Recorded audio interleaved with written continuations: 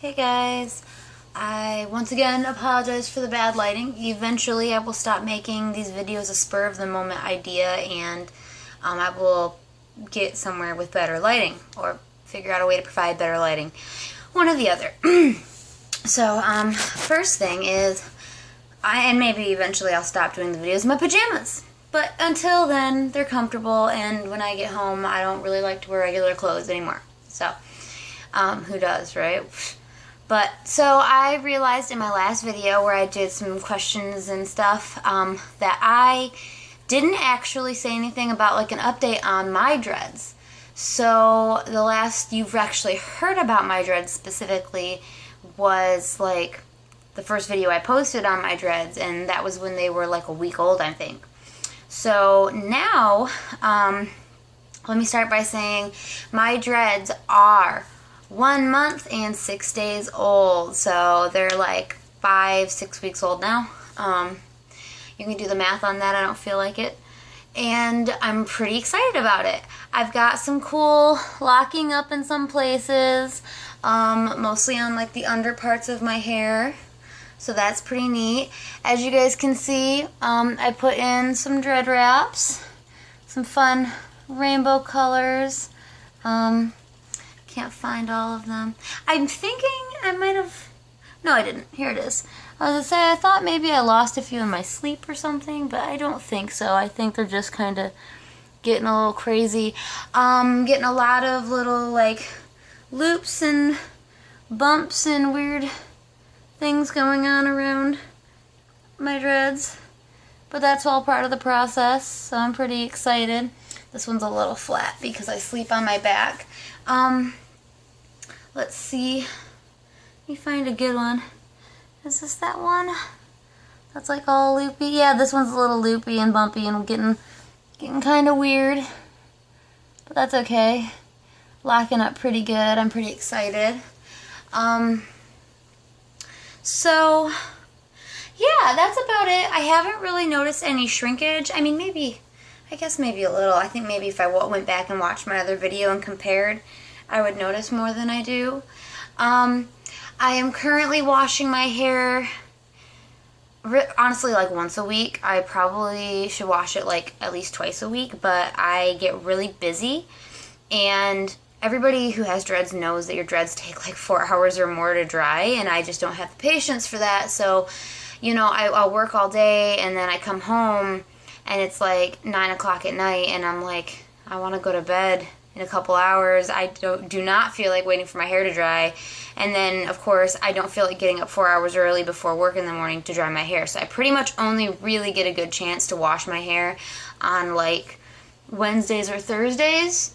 But it's okay because my hair doesn't really get that greasy, so I don't really have a problem with it.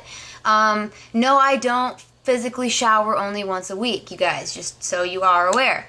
It is possible to pull your dreadlocks up and to wash the rest of yourself and not get your dreadlocks soapy and wet. They still get a little wet, but that really, I don't think it matters as long as I let them dry. And if I don't soak them, then they dry very quickly.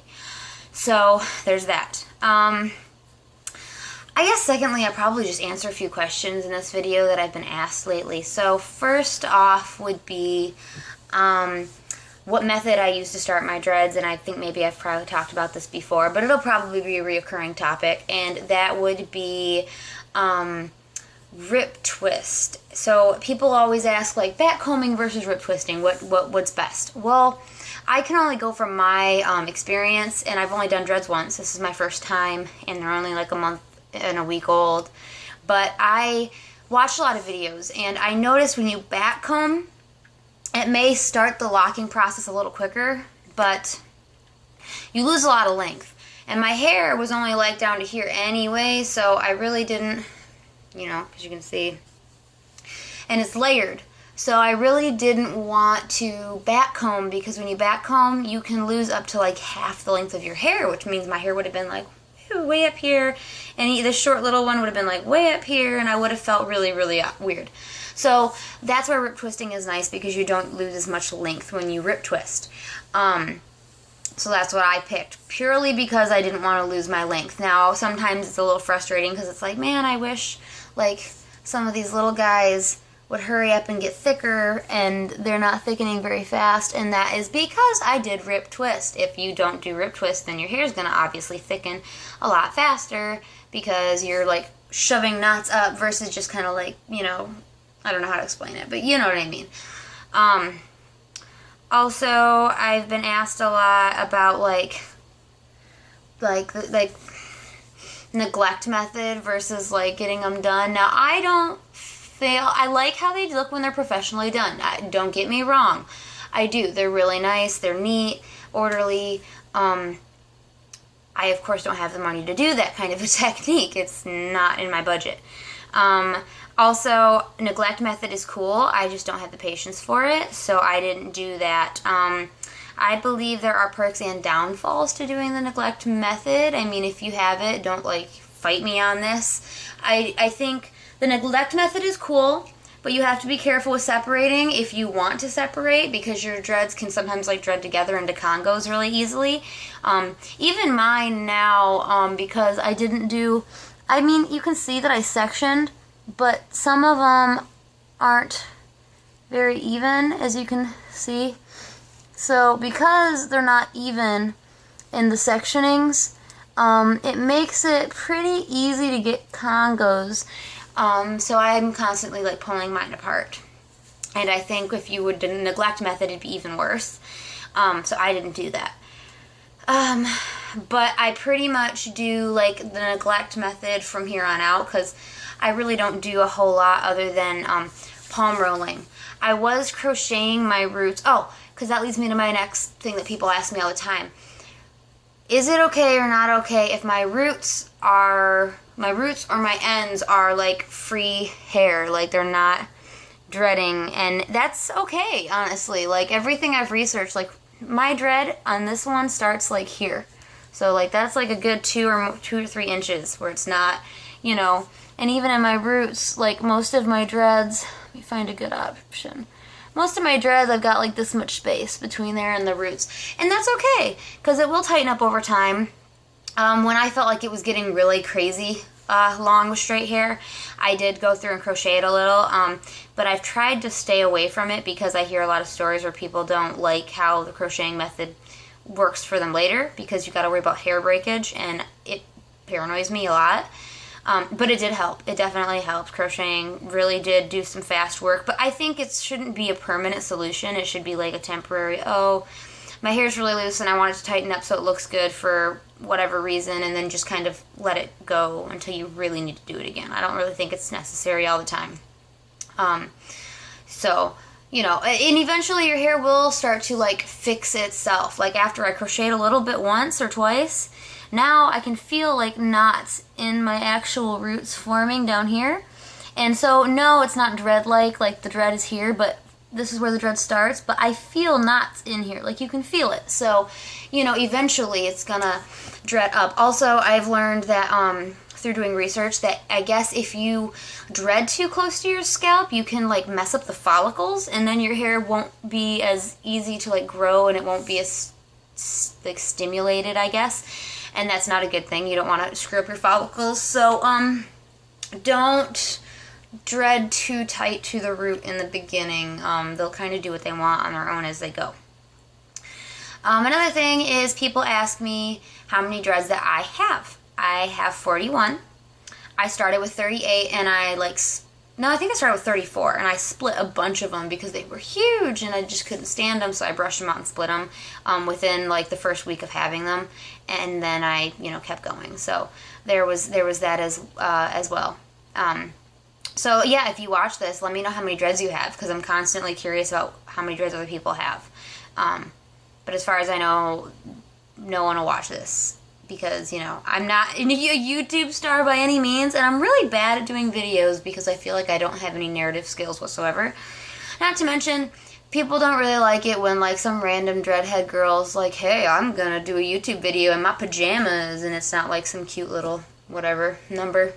But that's okay, because this is me, and you guys can love it or you can hate it, but I'm comfortable. A lot more comfortable than you girls in the 90s, I'm sure. So, and it's the dead of winter. It's like middle of January. You guys are nuts, showing off in like little booty shorts and stuff. What's wrong with you? Put some meat on your bones. I can't say that. I'm too skinny, but you know what I'm saying. Now I'm rambling. So, another update. I'm still in love with Dolly Locks products. I'm probably going to do another video here probably tomorrow and do like a review on it. Big thumbs up. Dolly Locks is amazing. Shouting them out right now. If you are worried that you can't afford their product, they do sell testers. That's how I started with them. And then I let them know how much I love their testers, and they give you a good deal. It's definitely worth it. I think my little itty bitty tester that I showed you in a different video lasted me at least a good month before I needed more product. And then if you are really broke, waiting till payday to order your stuff, sea salt spray works really nice. Make sure you use sea salt, because sea salt is pretty much like the purest form of salt you can find other than going to an actual ocean. It's got like the least amount of chemicals in it. Like, I mean, table salt would probably work, but then you got all those chemicals that you got to worry about rinsing out of your hair, and that's no fun. So I would say sea salt and a little bit of warm water. There's not really a good ratio to how much sea salt to water. I just kind of pour some in. Your goal is basically just to make the water salty, but not enough salt that it like clogs up the sprayer of the spray bottle you're going to put it in. Make sure you use warm water so it dissolves the sea salt, and then I just use it. I just put some in a few minutes ago, and I use it randomly just because it helps to dry your hair up a little bit and help with the shrinkage and knotting. Shrinkage is something everybody will want to avoid, but it's something you cannot avoid. It is real, and it's going to happen. Just like these loopy, crazy, weird things happen. It is just part of the process, and so you have to deal with it. If you can't deal with it, dreads are not for you. So that's, I think my cats are knocking on the door. Just hear the pitter-patter. But let's see. I'm at risk of rambling on and on now, so I'm gonna go. But leave me more comments, subscribe, let people know that I'm making YouTube videos. I don't know, maybe eventually people will be interested in what I have to say. But once again, this is Moonglow Hopeful, Suicide Girl Hopeful, and I'm just coming to you guys with a little dread update. But before I go, I'm going to give you guys one full look on my dreads. So,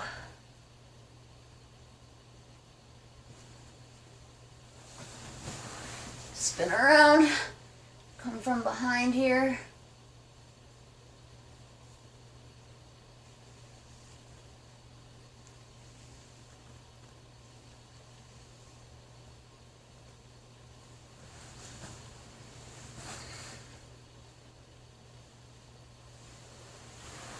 Alright, you guys. That's all I gotta say. So, have a good night. Peace out.